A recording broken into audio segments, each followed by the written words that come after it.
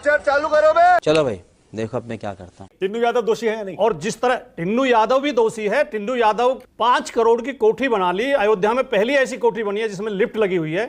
एक ड्राइवर जिसे 12,000 रुपए सैलरी मिलती थी, उसने कहां से बना ली? इनकी आंखें फूटी हुई हैं क्या, जो आज ये नैतिकता की बात कर रहे हैं बैठ के? ये तो धोती खोल रहा है। और जो दूसरों को उपदेश दे रहे हैं।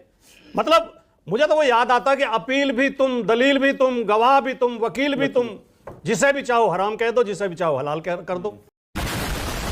भारतीय जनता पार्टी के लोग इतने बेशरम लोग हैं कि इस चोरी पर शर्मिंदा भी नहीं हो रहे। टिन्नू यादव को अखिलेश जी का रिश्तेदार बता रहे हैं। जो मुख्य अभियुक्त के तौर पर सामने आ रहे हैं, जिन पर मुख्य आरोप हैं, जिनकी देख रेख में ये सारी चोरी और डकैती हुई है, उनमें सबसे प्रमुख है चंपत राय। दर्जनों उदाहरण ऐसे हैं कि जब किसी चोरी की शिकायत चंपत राय जी से की गई तो शिकायत करने वाले को हटा दिया गया। पता है ना आप सबको? ईंटों में चोरी हुई, शिलाओं में, जमीन खरीद में घोटाला हुआ, निर्माण के ठेकों में 40% कमीशन लिया गया, जेवर, सोना, चांदी, हीरे जवाहरात गायब कर दिए गए, कैश में चोरी हुई और लगातार शिकायतें की गई और जिसने शिकायत की उसको हटा दिया गया। तो सबसे बड़े चोर चंपत राय।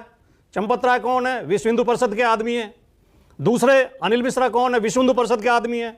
गोपाल राव कौन है? विश्व हिंदू परिषद के आदमी है। गोविंद जी कौन है? विश्व हिंदू परिषद के आदमी है। ये 4 मुख्य संदेह है इनके ऊपर। सबके सब चोर हैं साले। और विश्व हिंदू परिषद का आदमी बैठ के आपके शो में कह रहा है भाई इस पर राजनीति मत करो। ये शिवराज नायर जी श्री राम के नाम पे वोट मांग लेंगे, श्री राम के नाम पे सरकार बना लेंगे, श्री राम के नाम पे लूट मचा लेंगे, श्री राम के चढ़ावे में चोरी कर लेंगे। विपक्षी पार्टी इसका मसला ना उठाए, नंगा करके नहला रहा है, वो राजनीति हो जाएगी। और मानक जी बहुत जिम्मेदारी के साथ कहना चाहता हूं, ये एसआईटी जांच के लिए नहीं बनाई गई है, ये लीपा पोती के लिए बनाई गई है। एसआईटी बलि के बकरों की तलाश कर रही है ताकि असली भेड़ियों को बचा लिया जाए। देखिए विक्रम सिंह जी से आप पूछना, भारत में आपराधिक जांच के लिए और न्यायिक प्रणाली के लिए एक सुस्पष्ट प्रक्रिया है। कोई चोरी होगी सबसे पहले एफआईआर दर्ज की जाएगी, फिर चोरों को गिरफ्तार किया जाएगा, फिर माल बरामद किया जाएगा, फिर सबूत जुटाए जाएंगे और सबूत में किससे पूछताछ होगी? गवाहों से, जो ये बता सके कि इन्होंने चोरी की है। यहां क्या हो रहा है? ना तो एफआईआर हो रही है, ना चोर गिरफ्तार हो रहे हैं, उनकी पहचान हो गई है। चोरों से ही पूछताछ कर रही है एसआईटी जाके। श्रीमान चोर जी ये बताइए कि अब हम कैसे आगे बढ़े? और चोरों की सिफारिश पे ही एसआईटी बनाई गई है। और जो लोग खुद ट्रस्ट में शामिल हैं, ऐसे लोगों को एसआईटी में बैठा दिया गया। इसकी जांच से हमें कोई उम्मीद नहीं है। ये सुप्रीम कोर्ट के जज की देखरेख में सीबीआई से जांच की जाए तो चोरों का पता लगेगा। क्योंकि आप सारे लोग प्रोग्राम कर रहे हो कि एसआईटी जांच, एसआईटी जांच। एसआईटी कैसे कह सकते हो मानक जी इसको? एसआईटी क्या होती है? एसआईटी तो इन्वेस्टिगेशन के लिए बनती है, उसको लीगल बैकअप होता है। ये लीगल बैकअप क्या है इनको? एफआईआर आपने की नहीं, एसआईटी कैसे बन जाएगी? फैक्ट फाइंडिंग कमेटी कहते तो बात समझ में आती, एसआईटी कैसे कह सकते हो इसको? एसआईटी सिर्फ इसलिए कहा जा रहा है क्योंकि एसआईटी एक नाम प्रचलित है, लोगों की आंखों में धूल झोंकी जा सके कि एक एसआईटी बना दी, जांच हो रही है। जांच कैसे हो जाएगी? बिना एफआईआर के जांच कैसे हो जाएगी? देश के संविधान से बाहर निकल के कुछ कर दोगे क्या? इनके पास बैकअप क्या? ये रेड कर सकते हैं कहीं पे? ये किसी को अरेस्ट कर सकते हैं? जांच कैसे कर लेंगे ये? तो इनके पास कोई लीगल बैकअप ही नहीं है जो ये जांच कर लें। और जब जांच हो जाएगी, सो कॉल्ड इनकी फैक्ट फाइंडिंग रिपोर्ट जब बन जाएगी मानक जी, तो किसको सौंपेंगे? उसी एडिशनल चीफ सेक्रेटरी को जो एक्स ऑफिशियो मेंबर है ट्रस्ट के अंदर। तो मतलब चोरी में जो शामिल हो सकता है, जो उस ट्रस्ट का मेंबर है, उसी को ही जाके रिपोर्ट सौंपी जाएगी कि भाई चोरी के ये फैक्ट्स हैं, इनके ऊपर आगे क्या करना है।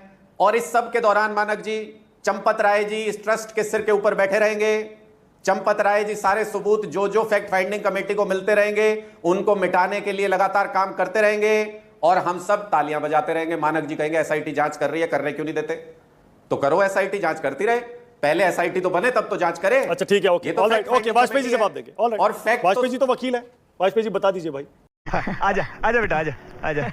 सीधे एफआईआर क्यों नहीं हो रही? ये एसआईटी क्या करेगी? देखिए बात समझिए, इनके हिसाब से आरोप बड़े गंभीर हैं, हजारों करोड़ का गड़बड़ हो गया। तो अगर चीफ मिनिस्टर ने एसआईटी बना दी by virtue of statutory notification, minister ने कोई चिट्ठी लिख के नहीं बनाई, एक सेकंड प्लीज, ऐसे नहीं बना दी है, बकायदा नोटिफाई होती है, उसको बकायदा कानून के तहत बना दी। एक सेकंड प्लीज, चीजों का क्रिमिनल प्रोसीजर में कंप्लेनेंट को बुलाया जाएगा, सारे नियम के तहत एसआईटी बनाई वो बता दो। अरे एक सेकंड रुको तो सही माय डियर फ्रेंड, रुको ना, तब जवाब देना। बोल बोल। देखिए लेकिन बदनाम मत करिए चीजों को, ये राजनीति न करिए, ये मेरा बार बार निवेदन है। ओहो, आपकी औकात बता रहा हूं सर, बुरा नहीं मानना सर। नहीं, बहुत अच्छी बात कर रहे हैं कि राजनीति नहीं होनी चाहिए। जो पार्टी 30 साल तक अपने राजनीतिक प्रस्ताव में राम मंदिर के निर्माण की बात करे, वो कहे बाद में कि राजनीति नहीं होनी चाहिए। क्यों हिला डाला ना?